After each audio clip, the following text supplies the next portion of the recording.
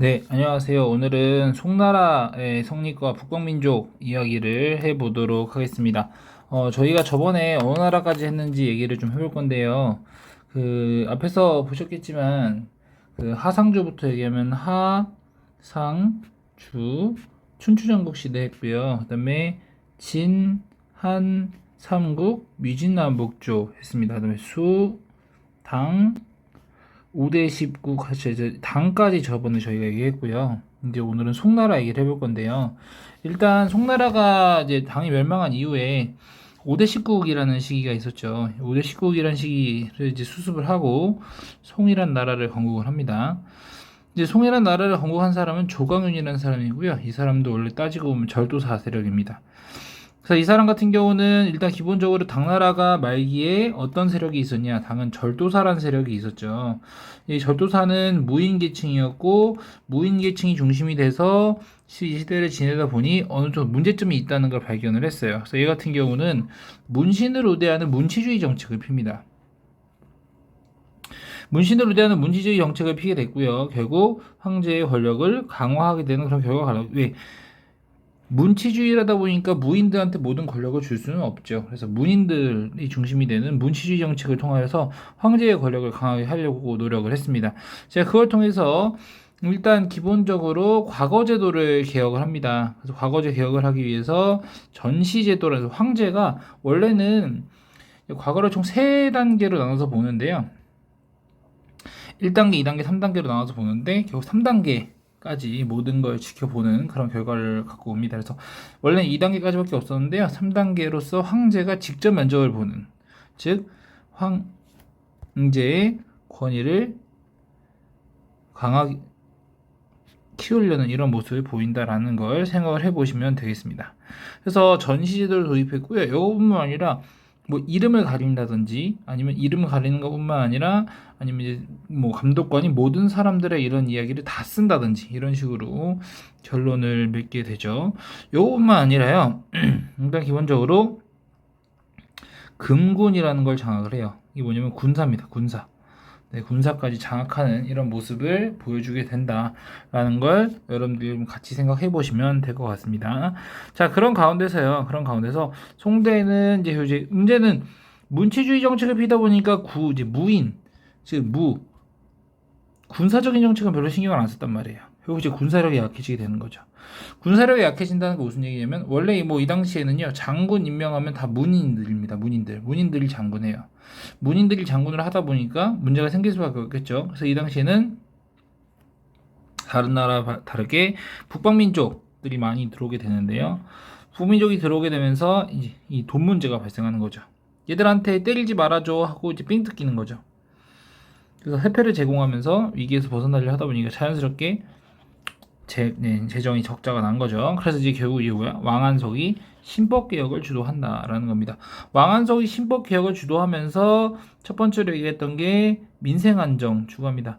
사람들이 좀 배부르게 먹고 살 수 있도록 도와줘야 되지 않겠냐라는 이야기를 첫 번째로 진행했고요.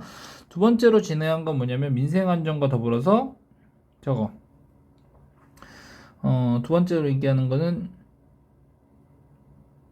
부국강병.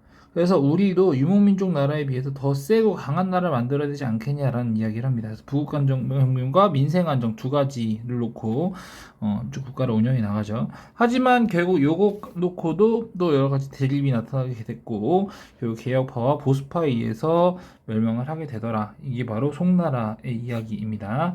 자, 근데 송나라는요 다른 나라하고 이제 같이 어울려요. 그래서 수당 5대 19 요송금원 하죠. 요송금원 명청중국이라고 합니다. 이제 어느 나라냐? 송금을 봐야 되겠죠. 요송금을 봐야 되겠죠. 이 시기에는 여러 민족들이 성장을 해요. 왜? 당나라가 무너지면서 더 이상 애들한테 간섭을 하고 애들한테 힘으로 할 만한 나라가 없었던 거죠. 그래서 여러 북방민족이 성장을 한다. 라는 겁니다. 그래서 거란이 만든 나라, 요 나라가 만들어진 거죠. 요 나라는 이 야율라복이라는 사람이 만들었습니다.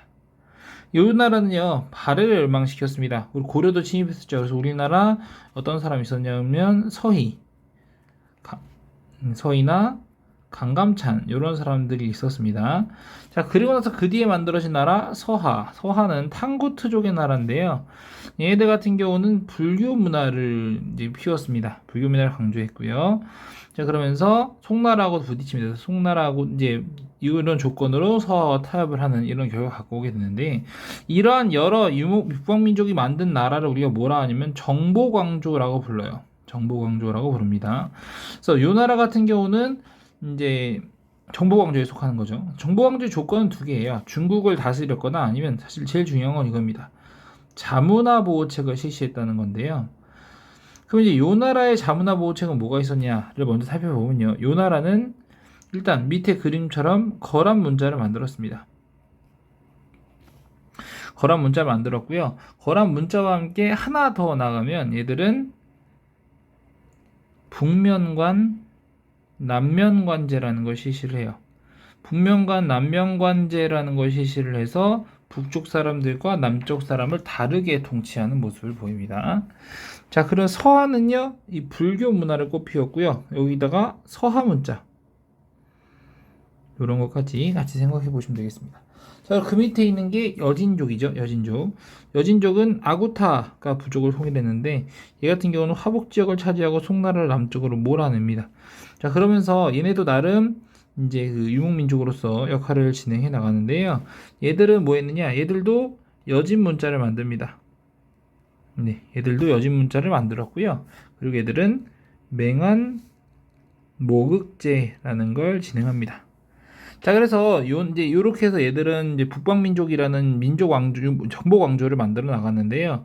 요 나라가 송나라하고 부딪혔어요. 그래서 여기도 마찬가지로 세패, 아까 말했던 것처럼 돈 뜯어낸다는 뜻입니다. 세패를 얻어냈고요. 여진족은 좀 더 셉니다. 송나라하고 부딪혀서 북송을 멸망시켜요. 그리고 송나라를 남쪽으로 몰아냅니다. 남쪽으로 몰아냅니다. 네, 송나라를 남쪽으로 몰아내요. 송나라를 남쪽으로 몰아내면서 송나라 같은 경우는 그 이제 강남 지역을 중심으로 활동을 하게 된 거죠. 그래서 밑에 이만 항저우에 수도를 둔다라는 말 요까지 같이 보시면 되겠습니다. 그래서 북방민족은 이렇게 성장을 했고요. 자, 그러면서 송나라의 사회 문화적인 부분인데요. 송나라의 사회 문화적인 부분으로 넘어가 보면 이 시기는 사대부란 계층이 등장했다는 거예요. 얘가 왜 등장했냐? 과거제 실시했죠. 과거제를 실시했어요. 과거제를 실시하다 보니까 자연스럽게 이야기할 거는 이게 뭐로 연결이 되냐면, 과거제를 실시하다 보니, 근데 과거제를 전시제도를 사용했단 말이죠. 그러면서 공정성이 높아져요. 이에 따라서 어떻게 서민 출신들이 과거에 올라가게 된 거죠. 그래서 과거를 통해 들어오는 사람이 대장이 되는 시기를 이게 나타나게 됐고, 그 지배층이 사대부라는 겁니다. 사대부는 유교적인 소양을 중시하는 독서인이었다. 그래서 이들이 사회의 지배층이 되었다라는 겁니다. 이 시기는 집안보다는 능력을 중시하셔서 능력 중시 사회가 등장하게 됐고요. 그다음에 이 시기에 아까 앞에서 얘기했던 것처럼 아무래도 그 당나라 시기에 이제 오경정이라는 책이 나왔죠. 홍구학 집대성, 홍구학의 모든 것 한 책이 나오면 더 이상 홍구학 연구할 필요가 없을 것 같아요. 그래서 우주의 원리와 인간의 본성을 연구하는 성리학이 등장하게 됐고, 이 성리학을 주장한 사람이 누구냐면 주희입니다. 주희가 이걸 주도하게 됐죠. 자, 그러면서 송나라 시기에는 서습 시기에서 모내기 등장했고요. 그 다음에 이모작 등장합니다. 이모작. 상품 작물 재배도 늘어나게 되었다. 그 다음에 상가 수공업자들이 동업조합을 만들었는데, 이 동업조합을 뭐라 불렀냐면 행 또는 작이라고 불렀습니다. 행 또는 작이라고 불렀고요. 그 다음에 이 시기에 문화층 같은 경우는 앞에 사대부란 애들이 등장하면서 서민들이 이제 과거에 많이 참여하는 것처럼요, 경제력이 향상된 서민층이 늘어나면서 서민 문화가 꼽히게 됐고요. 그러면서 소설과 수필 유행의 오락 문화가 등장합니다. 그래서 이 시기에 오락을 할 수 있는 곳 와자와 구란이라는 곳이 있었다라는 거. 자, 그 다음에요, 이 시기에 자연스럽게 물건이나 이런 게 많아지면서 지폐가 사용되는데, 이때의 지폐를 교자 또는 회자라고 불렀습니다. 그래서 이런 것까지 같이 알아두시면 될 것 같습니다. 자, 과학기술인데요.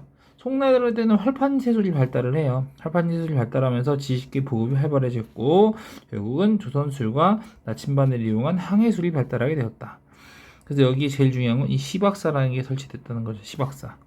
그 다음에 요거와 더불어서 과학적으로는 이제 화약 발명되는 것까지. 참 이걸 시박사는 해상무역을 관장하는 곳입니다. 해상무역을 관장하게 되는 것이고요. 그러면서 이제 뭐 이런 식으로 이제 사회가 점점 변화하게 되더라라는 것까지 여러분들이 같이 알아두시면 될 것 같습니다. 그래서 저희가 오늘은 송나라에 대해서 얘기했고요. 다음은 이제 원나라에 대해서 이야기해 보도록 하겠습니다.